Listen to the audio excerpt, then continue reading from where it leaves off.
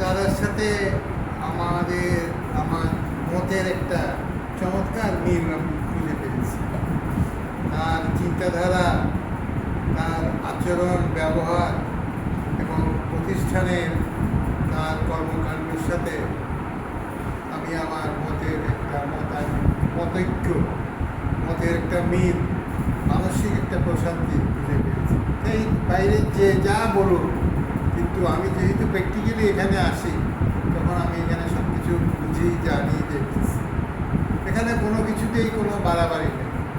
এখানে উনি গুরুজি কল্যাণজি, উনি কখনো মানুষের উপরে কোনো কিছু চাপিয়ে দেন না।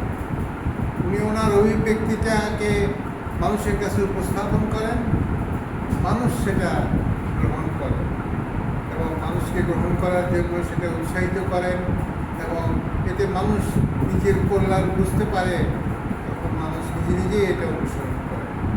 তাই উনি একজন অত্যন্ত চমৎকার মানুষ, অত্যন্ত সজ্জন মানুষ এবং সৎ এবং উন্নত মানসিকতার মানুষ।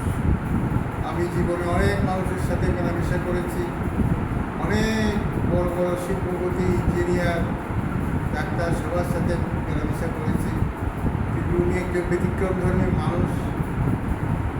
আমি ওনার নিরোগ স্বাস্থ্য, সুন্দর স্বাস্থ্য এবং দীর্ঘায়ু